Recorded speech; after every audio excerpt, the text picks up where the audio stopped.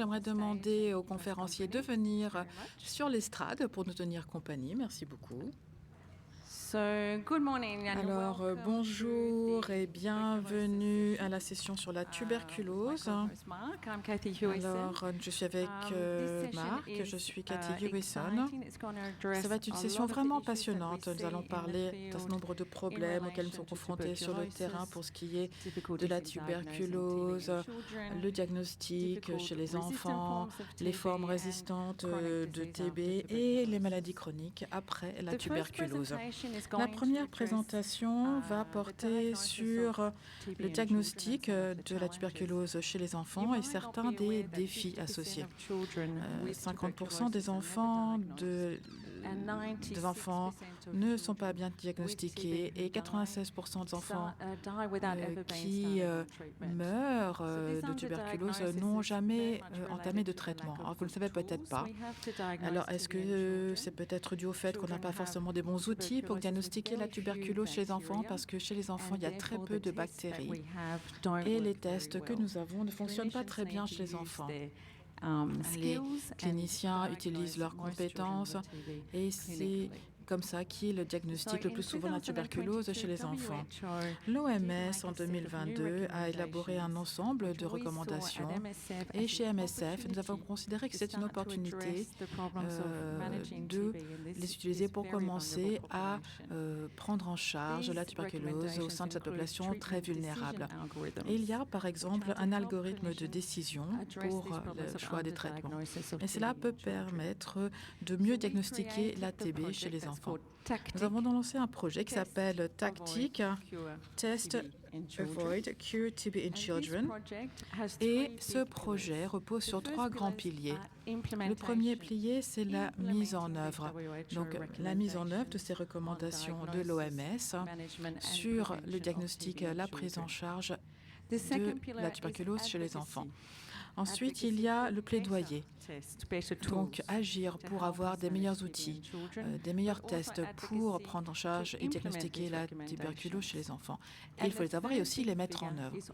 Et troisième pilier, c'est la recherche opérationnelle. Comment est-ce que ces recommandations fonctionnent sur le terrain? Est-ce qu'on diagnostique plus d'enfants avec ces algorithmes de prise de décision? Est-ce que c'est faisable, acceptable dans nos environnements? Donc, je vais donner la parole aux 2 premiers conférenciers. Elena Werga, qui parlera à distance. Elena est très expérimentée en épidémiologie. Elle est docteur en médecine. Elle possède une expérience professionnelle dans le domaine des maladies infectieuses, surtout la tuberculose.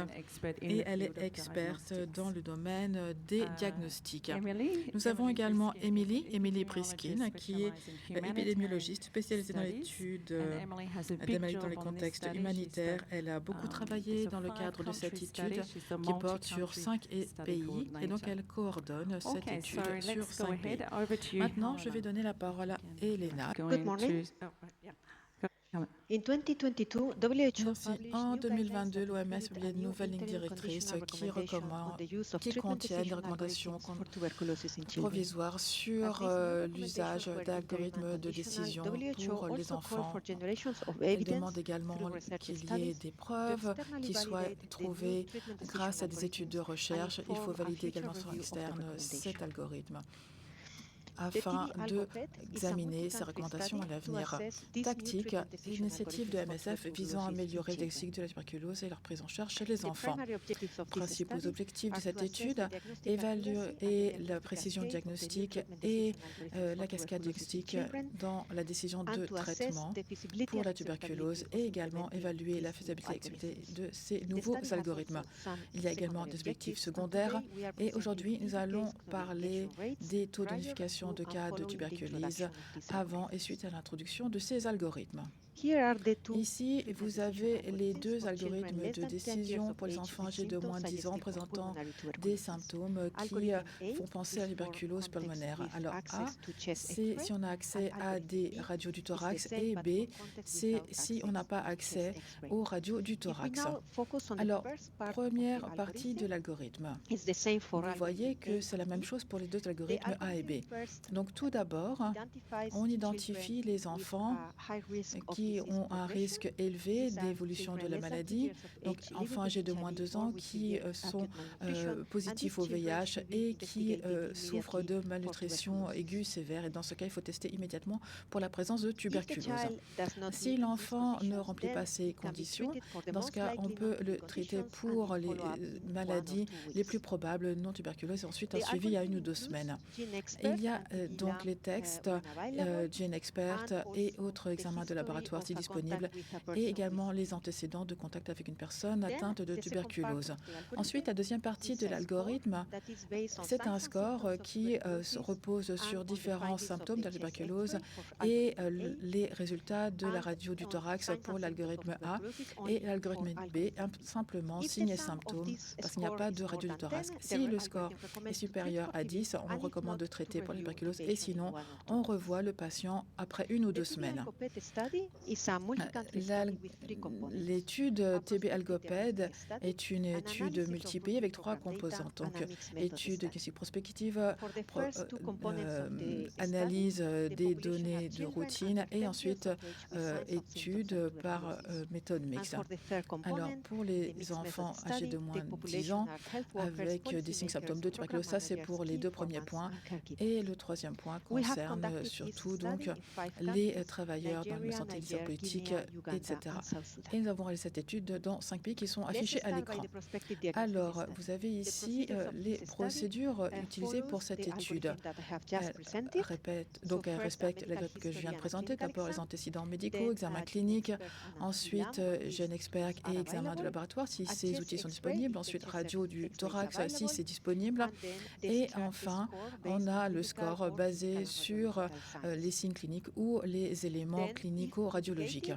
Si indiqué, il y a une visite de suivi à 7 à 14 jours et dans le cadre de cette étude, pour l'ensemble des enfants, nous avons mis en place une visite de suivi à 2 mois de façon systématique. Cette diapo montre les caractéristiques de la population. Nous avons inclus 1613 enfants et vous voyez que dans la première colonne, l'âge médian était de 1,7. 72% des enfants étaient malnourris de façon sévère et 10% étaient atteints de VIH. Maintenant, si on regarde les autres colonnes, on voit que dans chaque pays, on s'est concentré sur une population spécifique. Par exemple, en Guinée, c'était les enfants vivant avec le VIH en ambulatoire, Nigeria, Sud-Soudan, les enfants hospitalisés surtout et souffrant de malnutrition sévère, et en Ouganda, population mixte avec à la fois des enfants et des enfants en soins ambulatoires, 22% malnourris de façon sévère et presque 6% vivant avec le VIH.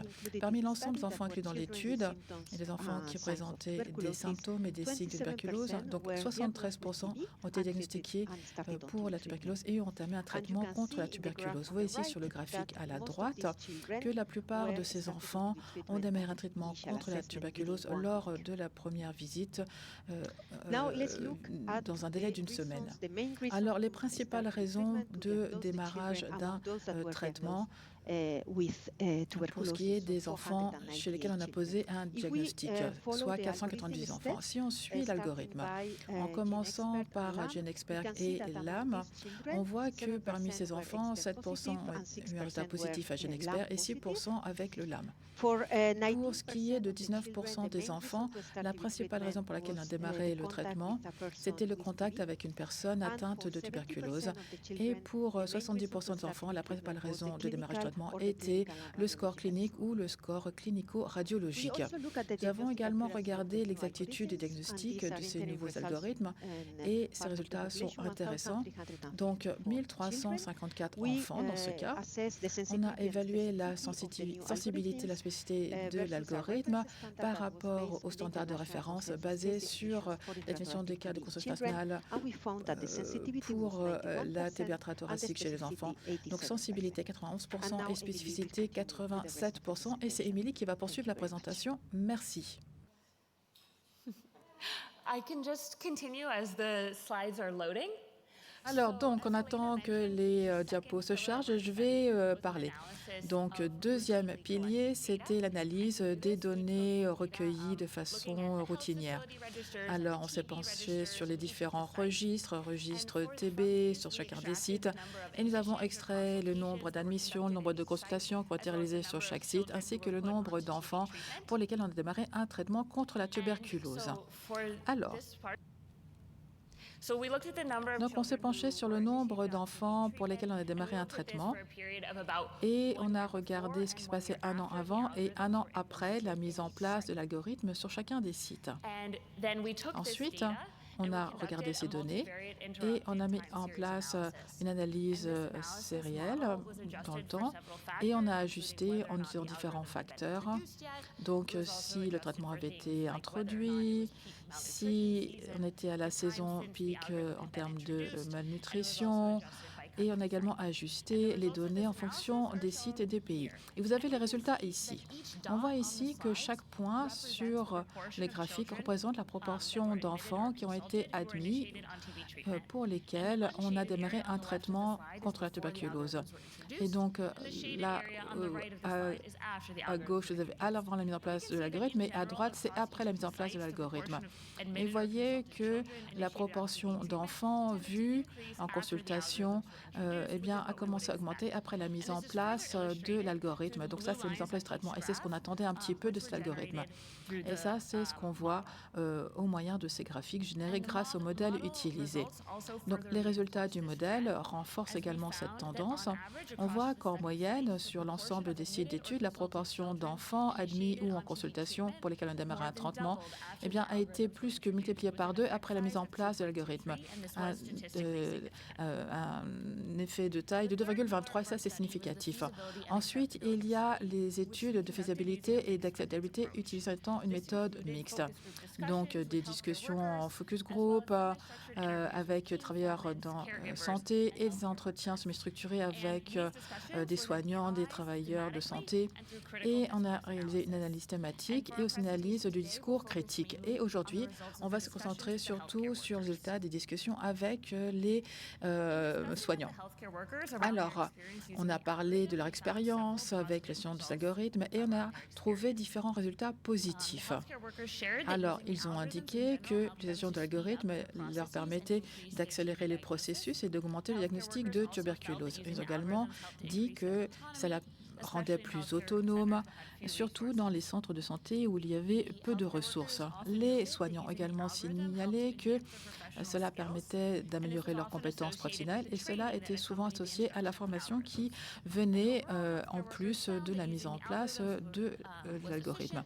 Ils ont trouvé que les algorithmes étaient efficaces, qu'ils étaient faciles à utiliser par l'ensemble du personnel, qu'ils étaient utiles et acceptables également.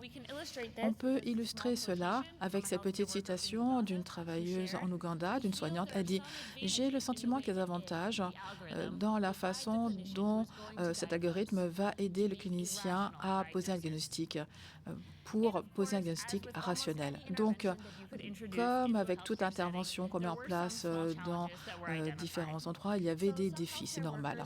Alors, certains soignants ont indiqué que lorsqu'ils utilisaient l'algorithme, cela augmentait leur charge de travail et ils avaient le sentiment que la consultation durait plus longtemps. Ils ont également indiqué que c'était important d'avoir un haut niveau de communication avec les aidants lorsqu'on utilisait l'algorithme. Et ça, c'est logique, parce que, comme on vous l'a dit tout à l'heure, lorsqu'on met en place l'algorithme, il est important de savoir si l'enfant a ou non des antécédents de contact avec quelqu'un au foyer, au domicile, qui est atteint de tuberculose. Il faut également savoir depuis combien de jours l'enfant présente un certain nombre de symptômes afin de pouvoir calculer le score de symptômes. Et pour avoir cette information, il est important que le soignant établisse une relation de confiance avec les aidants. Donc, voici des exemples de discussions au Niger pour illustrer ce point. Donc, cette soignante a dit, quand on demande à une mère au sujet de cette grosse toux, elle ne sait même pas ce que c'est. Elle ne sait pas ce que c'est. La tuberculose, oui. Et deuxièmement, elle pense qu'elle va être stigmatisée. Et même si elle sait qu'il y a quelqu'un qui en souffre, qui est traité à la maison, elle ne va pas vous en parler aussi facilement que cela. Donc, sur la base des résultats des 3 piliers de notre étude, l'exactitude du diagnostic, la faisabilité et l'acceptabilité de l'étude mixte, eh bien, il y a différentes choses qu'on aimerait vous dire aujourd'hui. Tout d'abord, nous avons constaté que l'exactitude ou la précision du diagnostic était plutôt bonne et la plupart des enfants qui étaient diagnostiqués lors de la première évaluation. Les scores cliniques et clinico-radiologiques étaient également très utiles pour diagnostiquer la tuberculose. On a également constaté qu'en moyenne, on a un doublement du nombre de traitements démarrés après la mise en place de l'algorithme et il est également bien accepté par les soignants, ça leur donne plus d'autonomie et ça facilite le diagnostic de la tuberculose chez les enfants, surtout dans le cadre de soins en ambulatoire.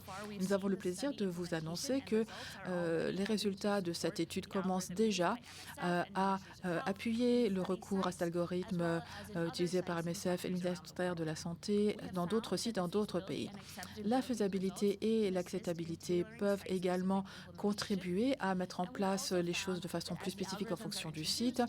Et plus on utilise ce système, plus on met en place des traitements, eh bien, plus il est important que les traitements soient disponibles. Alors, on espère que cela servira également à l'OMS lors de l'examen, du réexamen des recommandations 2026. Et il faudra également travailler davantage sur des aspects spécifiques tels que les enfants porteurs de VIH, entre autres. Alors, merci beaucoup à l'ensemble des participants, à l'équipe de recherche et à nos partenaires. Merci à tous. Merci, merci beaucoup à vous deux. J'aimerais maintenant vous présenter Lorenzo Biglionetti. Désolé pour ma mauvaise présentation de l'italien. Donc, Lorenzo est co-chercheur principal des essais NTB et NTBQ. Il est également directeur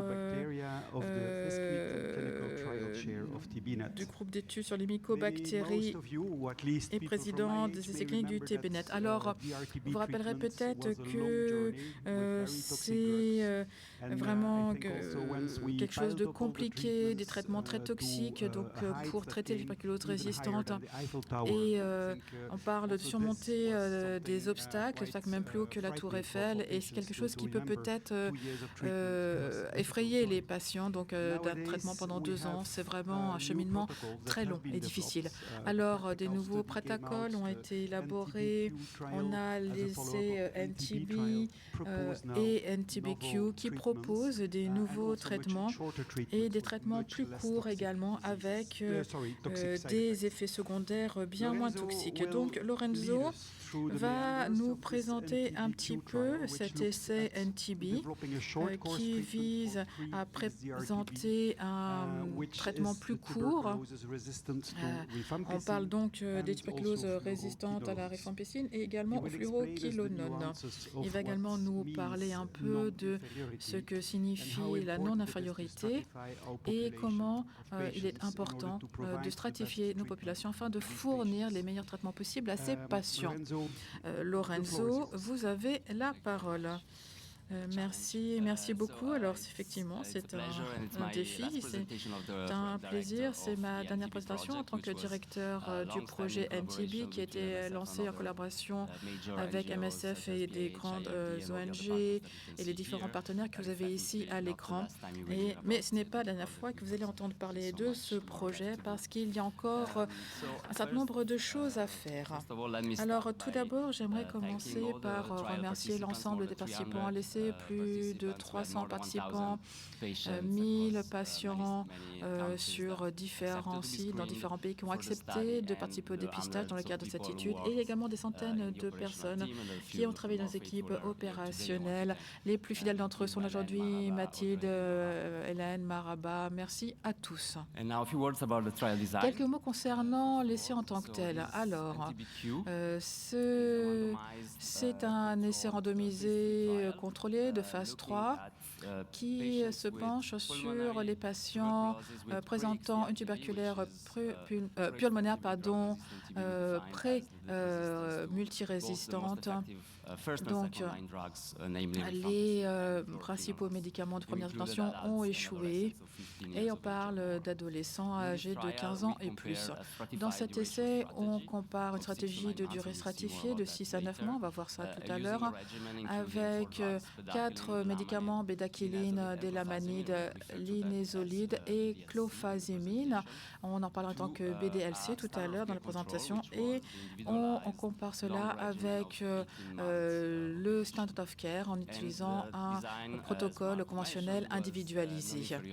Donc, comme tout à l'heure, c'est une étude de non-infériorité. On veut montrer que le protocole est au moins aussi efficace que mais on a quand même une réduction, on l'espère, de la durée du traitement et également une réduction des effets secondaires. Donc, la stratégie de durée stratifiée, on a ici les caractéristiques de départ des participants. Donc, on a regardé la radio du thorax, s'il y avait des cavités pulmonaires ou pas. Et on a également regardé les crachats, on a regardé donc le niveau de départ et on a regardé les différentes variables pour voir si la maladie était extensive, étendue ou limitée. Donc, en cas de maladie étendue, traitement pendant 9 mois, en cas de maladie limitée, 6 mois, sauf si la réaction ou la réponse traitement est retardée. Dans ce cas, on augmente la durée du traitement et on a prolongé à 9 mois pour ces patients. Alors, les résultats maintenant de cet essai RTBQ. Tout d'abord, nous avons réussi à recruter 323 participants, qui était l'objectif, dans 6 pays, 10 sites. Et vous voyez que 80% de patients ont été inclus dans des pays où il y a un taux de prévalence élevé, l'Inde et le Pakistan. Sur ces 323 patients randomisés, on a inclus également dans la population safety 318 personnes qui avaient démarré le traitement et 247 pour le MITT. Et ça inclut des participants qui étaient positifs, confirmés, donc résistance et résistance aux médicaments dans les protocoles de traitement. Et on a également 233 patients pour le PP. Et donc là, ce sont les patients qui ont suivi le protocole jusqu'à la fin du traitement. Alors maintenant, les caractéristiques de départ pour la population MITT. Donc j'aimerais attirer votre attention sur le fait que tout d'abord, 7,3% des participants étaient mineurs. Donc, ils étaient âgés de 15 à 18 ans.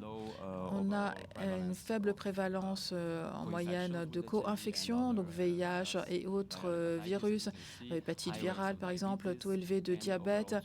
Et 2 tiers des participants avaient une maladie étendue avec la présence de cavités et également un résultat positif au frottis. Donc maintenant, si on regarde le bras de contrôle, le bras témoin, il est important d'attirer votre attention sur tout d'abord la durée, à savoir 18 mois pour la plupart des participants. Pour ce qui est de la composition du bras témoin, eh bien, c'était très similaire au bras expérimental.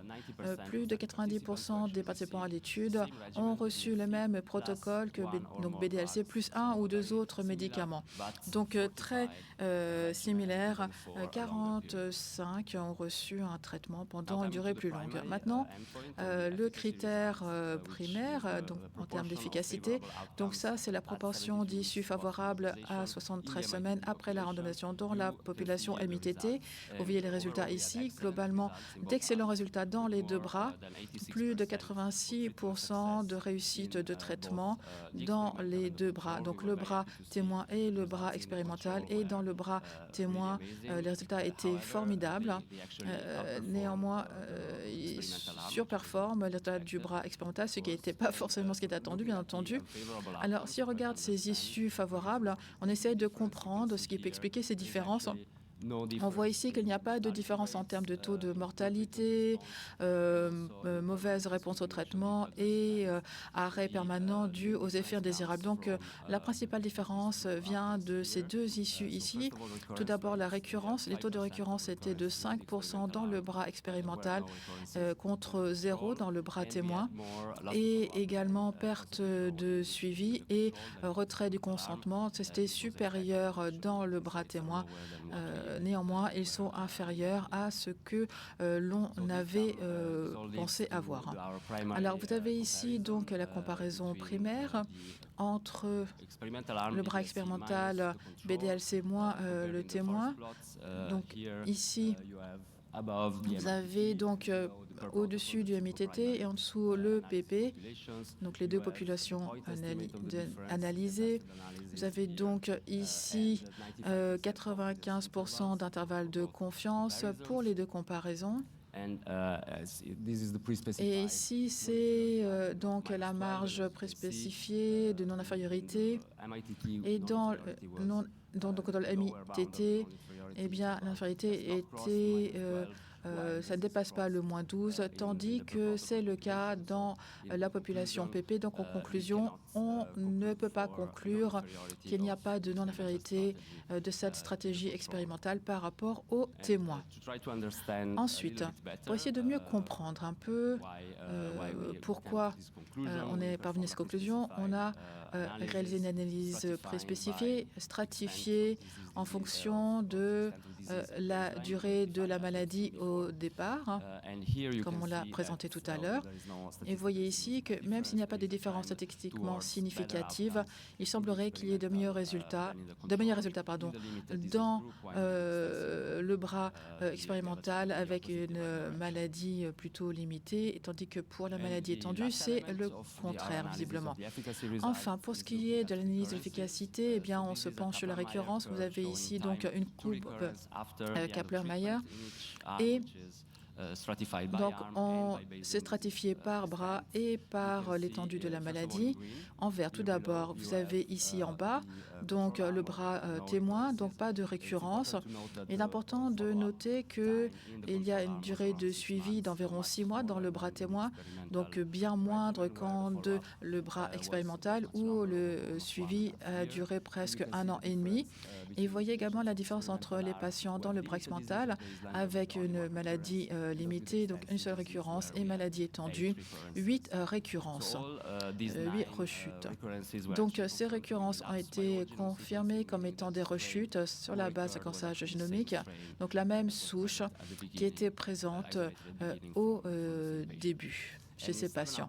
Donc, chez 7 sur 8 de ces patients, on a vu une résistance, surtout à la bédaquiline et à la clofazimine. Alors, quelques mots en termes d'innocuité. Si on regarde les résultats d'innocuité principaux, on a un taux global de grade 3, donc ils sont ici pour ce qui est des événements indésirables. Alors ensuite, tout effet indésirable grave, et vous avez donc une comparaison entre les deux bras, et on peut voir qu'on a une proportion d'événements indésirables plus élevée dans le bras témoin par rapport au bras expérimental, et ça c'était attendu du fait des différences de durée notamment. Si on regarde les événements indésirables d'intérêt spécial, donc qui effectivement sont attendus en fonction des différents protocoles médicamenteux. Donc vous avez ici les deux effets indésirables sur le dessus. Eh bien, ils étaient plutôt présents dans le bras témoin que dans le bras expérimental, donc la toxicité hématologique et la neuropathie périphérique. Et donc dans le bras expérimental, eh bien, on agissait au bout de 4 mois afin de travailler sur les effets indésirables. Maintenant, pour ce qui est de l'hépatotoxicité, neuropathie optique et la prolongation QT, eh bien là, ce n'était pas vraiment pertinent dans le cadre de notre étude, ce qui nous amène aux conclusions finales de cet essai. Tout d'abord, nous avons trouvé que le protocole expérimental de 6 à 9 mois BDLC pour les patients pré-IXDR fournit un taux de guérison élevé de 87%, néanmoins légèrement inférieur à celui du protocole plus long, donc pas de non-infériorité ici établie. Ensuite, le BDLC 6 à 9 mois a montré des résultats excellents chez les personnes qui avaient une tuberculose d'étendue limitée au démarrage du traitement. Donc, cela est probablement dû au fait que la durée est plus courte, moins de fardeau médicamenteux. Maintenant, pour ce qui est de la maladie étendue, eh bien, ce n'était pas suffisant pour prévenir les rechutes. Donc, on pourrait recommander un protocole long, renforcé, mais je pense qu'il faut vraiment avoir des discussions avec chaque patient pour discuter des avantages et inconvénients de chacune des options. Alors, les fluoroquinolones, ce sont des médicaments clés, on le savait déjà, c'est confirmé encore plus désormais. Cela confirme également le fait que le test fluoroquinone est indispensable pour chaque patient qui présente une tuberculose résistante. Et ça, c'est important parce que les autres protocoles recommandés par l'OMS présentent des problèmes similaires, donc des risques de résistance, etc. On a également conclu que les essais de consultation spécifique avec un contrôle interne et un suivi suffisant étaient indispensables pour identifier le traitement optimal en cas de tuberculose pré-IXDR. Et alors, les principaux défis en termes d'accès au BDLC, eh bien, ce sont les médicaments, le diagnostic, etc. Alors, pour conclure, j'aimerais une nouvelle fois remercier l'ensemble des participants, toutes les équipes qui ont contribué à cette étude de longue durée. Merci à tous nos partenaires. Merci à United qui nous a apporté un gros financement. Nous avons également remercié MSF qui nous a permis vraiment de bien avancer. Merci à vous tous.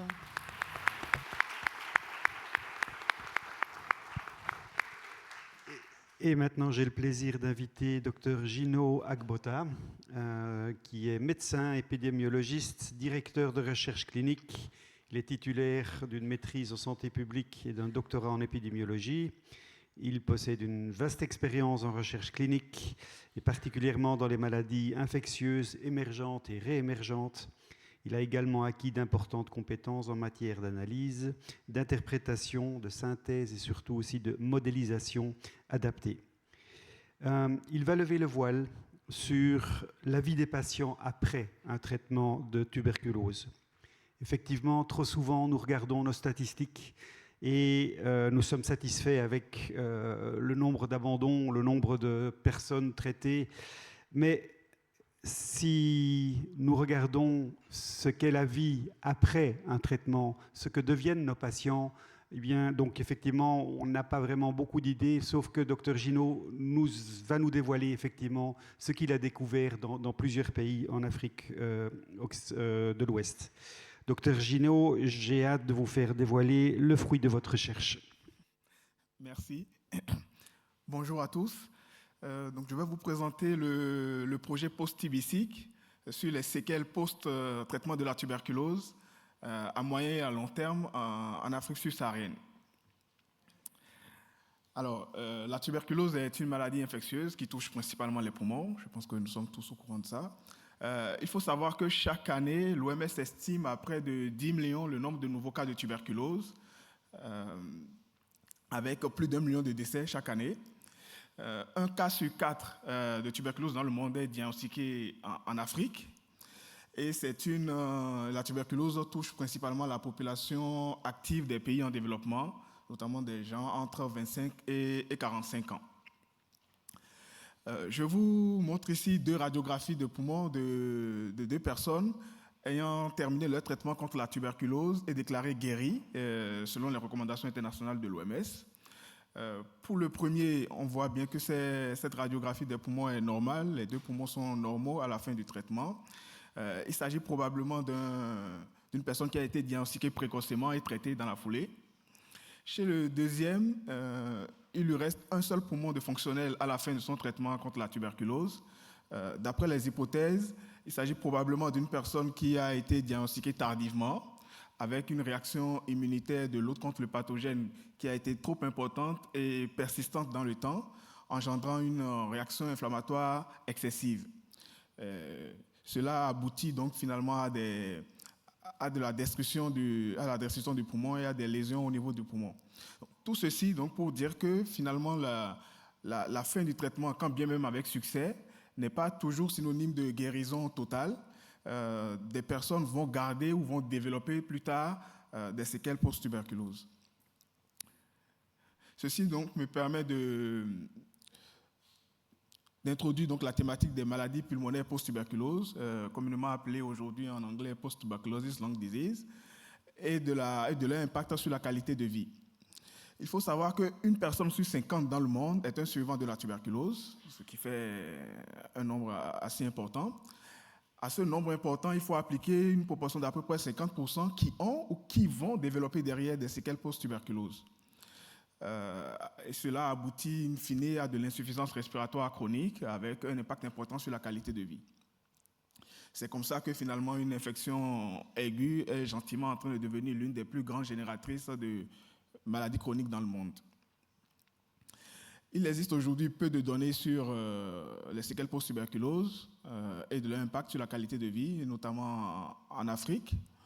Et à notre connaissance, il n'existe pas de données sur le poids que pourraient représenter ces séquelles à moyen et à long terme, et de même que leur impact sur la qualité de vie.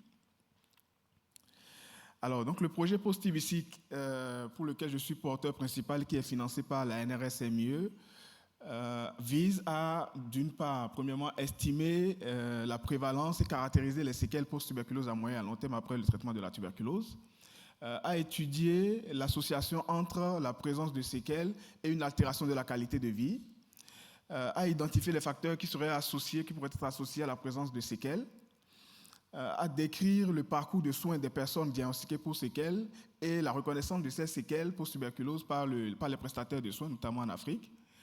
Et enfin, évaluer la contribution ou l'effet que pourrait avoir un programme de réhabilitation, de réadaptation fonctionnelle pulmonaire en termes d'amélioration des capacités des fonctions respiratoires. Alors, dans le cadre de la présentation ce matin, je vous présenterai que des résultats en lien avec les 3 premiers objectifs. Alors, pour répondre à ces objectifs, nous avons mis en place une étude de cohorte historico-prospective. Alors, je m'explique. Nous sommes partis en fait d'anciens essais cliniques menés en Afrique il y a plusieurs années maintenant, entre 2 et 20 ans pratiquement, dans lesquels des patients diagnostiqués pour tuberculose microbiologiquement confirmée ont été traités et suivis tout au long de leur traitement. L'idée aujourd'hui, il s'agissait des essais comme Oflotube, Rafa, Rifatox, Rifavirenz, Rifashort, qui ont été menés principalement en Ouganda, au Bénin et en Guinée. L'idée est donc aujourd'hui de rappeler, de rechercher, de retrouver ces patients, de les rappeler pour effectuer un bilan, pour effectuer une évaluation assez approfondie sur le plan clinique, mais surtout sur le plan pulmonaire, à la recherche de séquelles post-tuberculose à la date d'aujourd'hui. Alors, ainsi donc, une fois ces patients retrouvés, rappelés, leur consentement éclairé obtenu, on leur fait de façon systématique un examen clinique, une recherche approfondie d'antécédents médicaux au cours des dernières années, une évaluation assez complète de la fonction respiratoire, des capacités respiratoires avec une spirométrie systématique, un test de masse systématique pour tout le monde, une radiographie pulmonaire systématique pour tout le monde, et pour certains, on complétait avec un scanner en fonction des critères. La qualité de vie a été également évaluée avec 2 questionnaires standardisés dont je vous parlerai. Donc, quelques définitions. Nous avons défini les séquelles post-tuberculose comme la présence de troubles fonctionnels respiratoires à la spirométrie, selon les dernières guidelines de la Global Lung Function Initiative. Cela nous permet donc de définir des troubles respiratoires obstructifs, des troubles respiratoires restrictifs et des troubles respiratoires mixtes. Et associé à ça avec la présence de bronchiectasie symptomatique confirmée par scanner.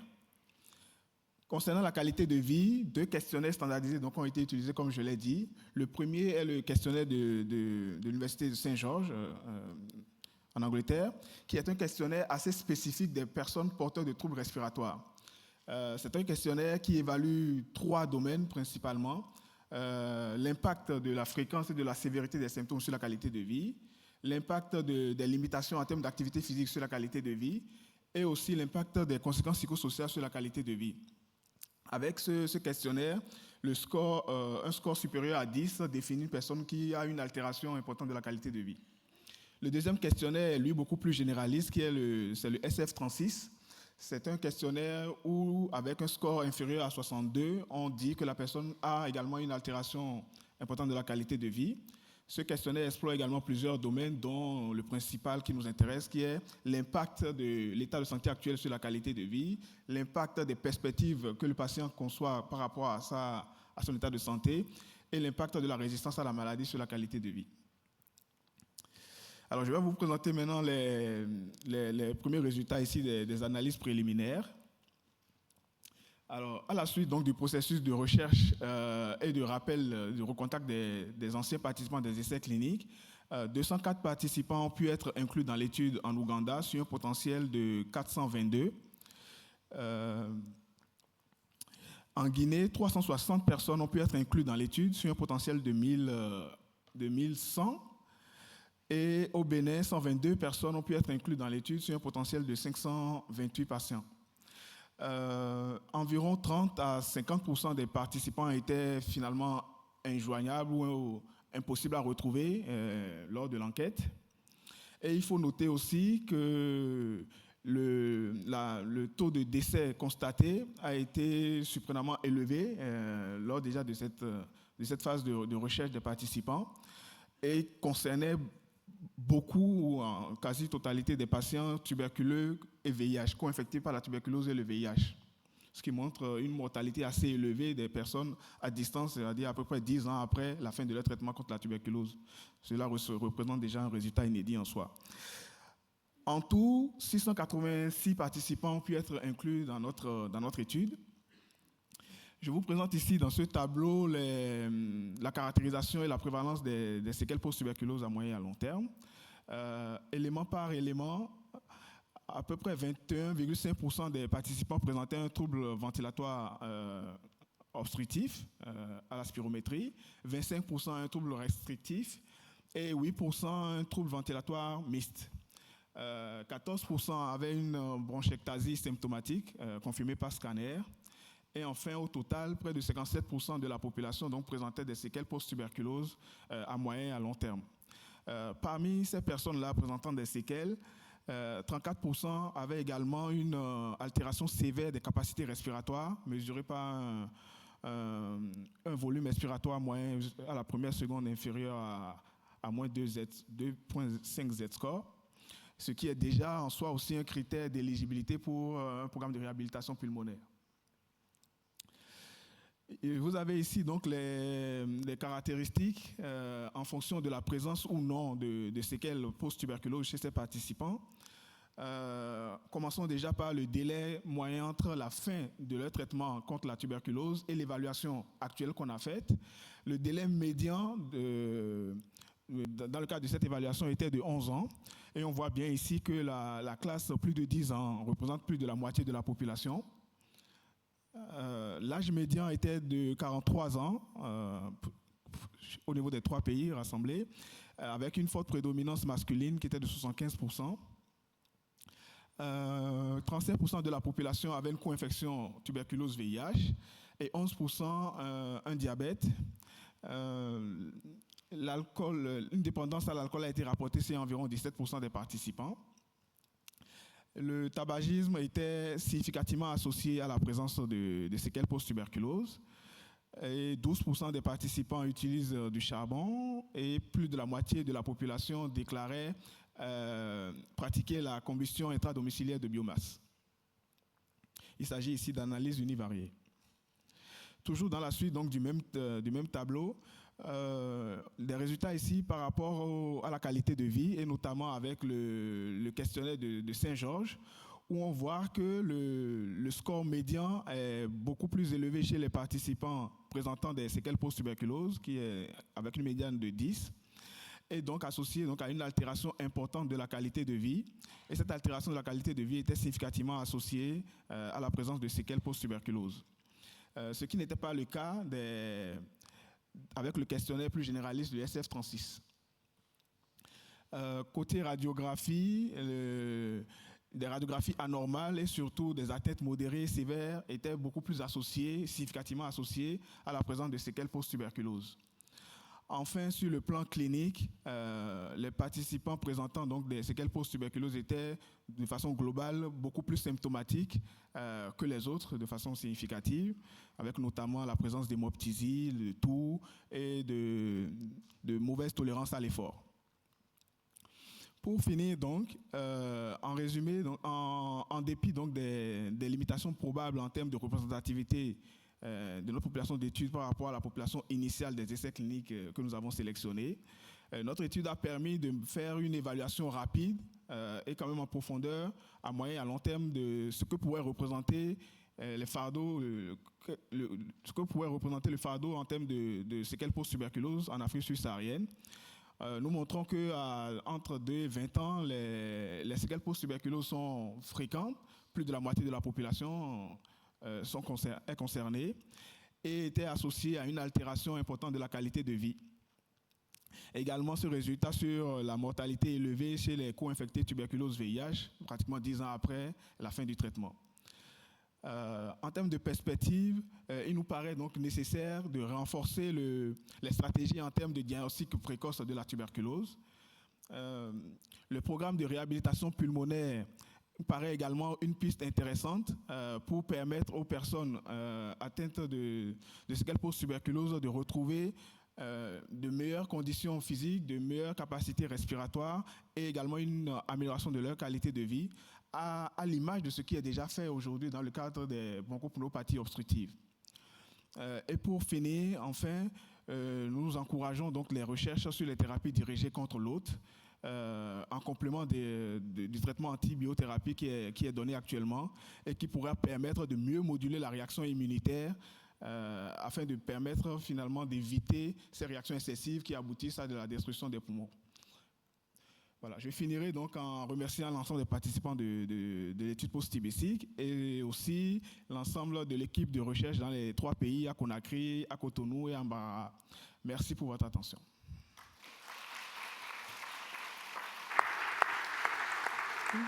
Merci beaucoup, Gino. Okay, so we'll start with the first questions directed at you. On va commencer avec la première question en ligne. Comment est-ce qu'on peut donner accès à ces nouveaux médicaments? Dans notre pays, on n'a toujours pas accès au délamanide et même dans les projets MSF. Et est-ce que vous savez comment on pourrait donner et garantir cet accès? Merci pour la question. Alors, malheureusement, ce n'est pas surprenant. Alors, je ne sais pas d'où vient cette question. C'est vrai que l'accès au délamanide est toujours problématique. Et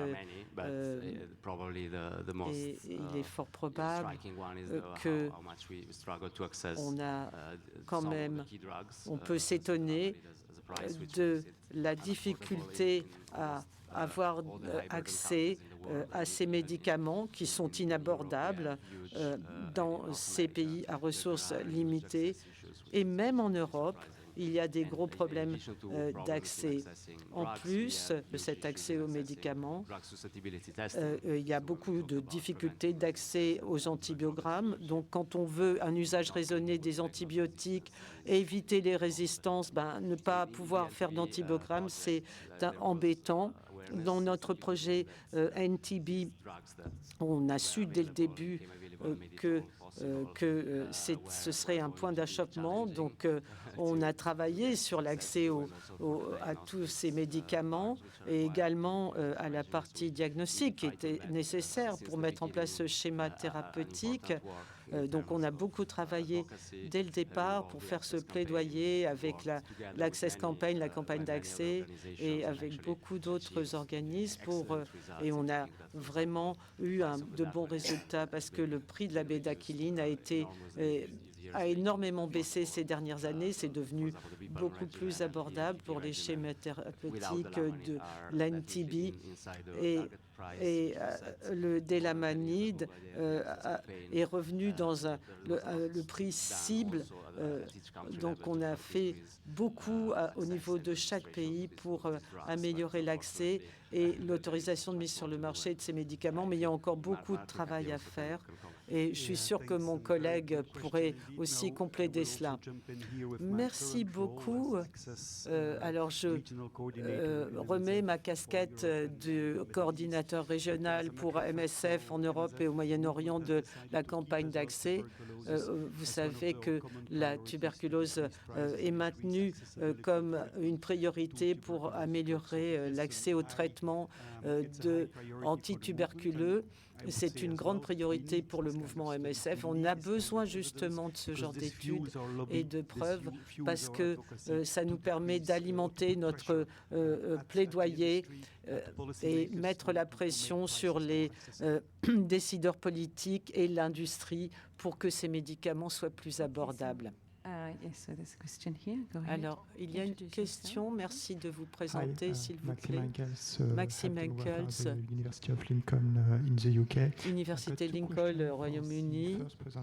J'ai deux questions pour le premier présentateur. Autre sensibilité, spécificité, vous l'avez démontré dans votre... Alors, avec ce protocole, est-ce que vous avez observé quelque chose de constant sur tous les sites étudiés et les populations? Deuxième question. On voit qu'il y a une grosse variabilité de démarrage du traitement de la tuberculose. Qu'est-ce qui peut expliquer la variabilité de la mise sous traitement après l'introduction du protocole? Alors, je vais peut-être répondre à la première question pour Elena, spécificité, sensibilité selon les groupes. Alors, ce sont des résultats intermédiaires. On est encore en train de regarder les derniers résultats et le gold standard auquel on se compare, c'est Composite qui prend compte les contacts et la radiologie, la réponse au traitement aussi. Et on a 3 examinateurs indépendants qui revoient les cas pour déterminer si c'est TB probable ou non probable. Mais la majorité des enfants de l'étude étaient très malnutris et ils venaient de 2 sites qui sont des centres nutritionnels. Donc, on n'est pas sûr qu'on pourra déceler une différence. Émilie, je te laisse traiter la deuxième question. Oui, l'analyse interrompue, c'est vrai qu'on a eu des grosses différences et ça peut être dû à plusieurs facteurs. L'interruption pourrait être due à la présence d'un pic de malnutrition, mais on a pris cela en compte dans notre modèle et on a vu qu'il n'y avait pas d'augmentation après l'introduction de l'algorithme et que la nutrition ne jouait pas. Mais sur les sites étudiés, on a des équipes aussi qui sont face à des défis et parfois sur le terrain, la personne focale responsable du traitement TB peut avoir eu à voyager et donc on a une baisse de la proportion d'enfants démarrés sous traitement, mis sous traitement. Et c'est cela qui est un problème dans la mise en place des algorithmes. Il faut que tout le monde s'en sente responsable sur le projet et il faut intégrer le diagnostic TB à tous les échelons du projet. Merci, Émilie. Hello, my name is Christopher. I work with MSF. Christopher, MSF Paris.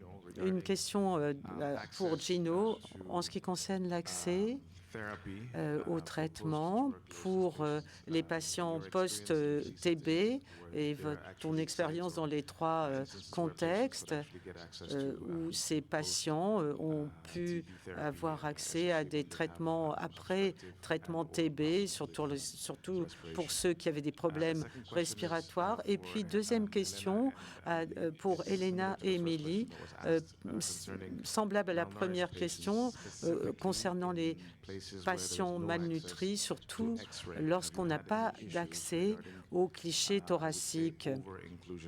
Est-ce que vous pensez qu'il y a eu une surinclusion de ces patients sur la base de votre algorithme? OK. Thank you for your question. Alors, merci pour cette question qui est tout à fait pertinente, qui est tout à fait clé. En effet, que peut-on proposer à ceux qui sont affectés par ces séquelles de la tuberculose dans ces pays d'Afrique? Eh bien, malheureusement, rien. D'abord, il faut que les soignants l'identifient, cette situation post-TB. Très peu d'entre eux savent déterminer la présence de PTLD chez un patient.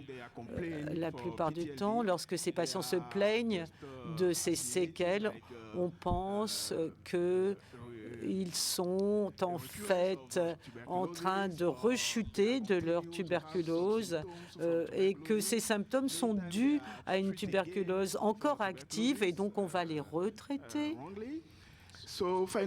Et au bout du compte, en Afrique, on constate que ce genre de patients vont revenir encore et encore, mais sans qu'on résolve leurs problèmes.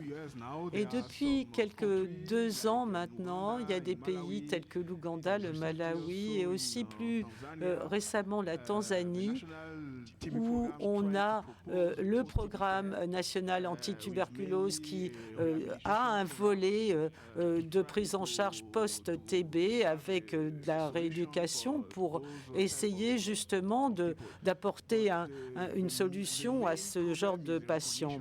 Mais je dirais que le plus gros problème, c'est de reconnaître qu'on est dans une situation post-TB, séquelles post-TB, à commencer par l'OMS et aussi par les autorités sanitaires nationales pour qu'on mette davantage l'accent sur les solutions à offrir à ces patients. Oui, et je crois qu'on peut inclure MSF aussi dans cette liste. Émilie, merci de cette question sur l'usage de l'algorithme dans les populations avec une forte proportion d'enfants malnutris. Alors, cet algorithme a été utilisé, c'est vrai, aussi sur des sites sans accès à la radio et au Niger et au Nigeria, les 2 sites étudiés, compte tenu de l'importance du nombre de patients, on n'a pas pu donner accès à tout le monde aux clichés thoraciques. Qu'est-ce qu'on a surtraité dans ces contextes-là? Notre équipe a beaucoup réfléchi et a proposé des solutions car l'algorithme permet aussi d'avoir cette part de jugement clinique et le clinicien a donc pu se saisir de cette possibilité. Par exemple, dans des cas comme le Nigeria, on a attendu 2-3 jours avant d'appliquer le score de l'algorithme pour voir si l'enfant réagissait, par exemple, à d'autres traitements. Et c'est vrai quand on a une grosse proportion d'enfants malnutris, et c'était le cas dans notre étude, et là, la sensibilité, la spécificité sont encore très bonnes, même dans ces contextes-là, mais il faut toujours aussi garder présent à l'esprit que ces algorithmes nous disent finalement que c'est mieux traiter quelqu'un contre la tuberculose, même si ce n'est pas vraiment avéré, plutôt que de laisser mourir un enfant de la tuberculose. Je vais parler. Marilyn Bonnet. Ma question, elle est pour Lorenzo. Donc, on voit en fait, quand on a un contrôle très robuste, ce qui était le cas avec 88% d'efficacité, qu'on a quand même une marge de non-infériorité large, 12%, c'est pas étroit. C'est très difficile d'atteindre la non-infériorité, et tu nous as montré donc que c'est principalement ceux qui ont des lésions importantes avec beaucoup de bactéries qui sont responsables de ces résultats, et que principalement c'est dû à des récurrences, des récidives un petit peu tardives. Et donc ça remet complètement en discussion le standard OMS du one size fits all, c'est-à-dire du traitement standard. Donc la question c'est, voilà, les approches stratifiées, la médecine de précision. J'aimerais avoir ton avis là-dessus. Et puis le deuxième point aussi, c'est qu'on n'a pas les bonnes molécules, c'est-à-dire qu'on n'a pas d'antibiotiques qui ont un effet stérilisant suffisant. Et donc, vu que tu es très impliqué dans tout ce qui est traitement, je voulais savoir s'il y a dans le pipeline des choses dans les années à venir pour avoir une activité stérilisante et être capable de réduire la durée, parce que même chez les sensibles, on a le même problème, en fait. On n'arrive pas à réduire la durée pour ça. Oui, merci. Question difficile. Pour commencer par la fin, en fait, on n'avait pas beaucoup de choix quand on a choisi les traitements, parce que ça, c'est les molécules, c'est les meilleures molécules, mais c'est toutes les molécules orales qu'on pouvait trouver pour traiter la tuberculose préexterne. Donc, en fait, et donc pour l'instant, on n'a pas, pour cette forme-là, clairement, on n'a pas d'autres solutions plus stérilisantes pour raccourcir le traitement. Et je pense que même à l'avenir, même s'il y a beaucoup de molécules en étude, il n'y a pas on ne voit pas de molécules qui pourraient être aussi bonnes que l'équinolone, la rifampicine ou la bédaquiline récemment. Donc, pas sûr que ce soit derrière l'angle. C'est pas ça probablement la solution. Effectivement, peut-être le plus intéressant pour l'instant, c'est essayer d'avoir des traitements ciblés et stratifiés pour les patients, parce qu'en fait, ce qu'on a fait depuis toujours dans la tuberculose et dans plein d'autres maladies, c'est traiter de la même façon tout le monde, même si on sait qu'il y a des différences énormes dans la présentation et de la sévérité. Et il y a des essais qui commencent à se faire là-dessus. Donc, je pense que c'est très intéressant. Et même l'OMS commence à s'y intéresser. Donc, on espère déjà que, par exemple, Q puisse représenter pour la première fois, arriver à amener à des recommandations stratifiées pour les patients. And perhaps it's worth mentioning the pipeline that oui, il faut peut-être dire aussi que et on a une autre question sur le diagnostic expert pour la TB et la rifampicine, la résistance à la rifampicine. Et on a donc cette question pour savoir comment diagnostiquer ces TB ultra-résistantes, puisque seulement 50% des patients diagnostiqués vont être testés avec un test expert, et encore moins pour un test qui détecte l'ultra-résistance et la résistance aux bédaquiline, par exemple, à la bédaquiline est très difficile, et cette résistance à la bédaquiline, malheureusement, elle est en train de décoller. Et donc ce pipeline de nouveaux médicaments est très important pour avoir déjà des traitements compassionnels, et pour ceux qui sont au-delà de qui ont des formes résistantes. Nous allons nous en tenir là. Merci à tous les orateurs pour l'excellence de leurs études et de leurs présentations.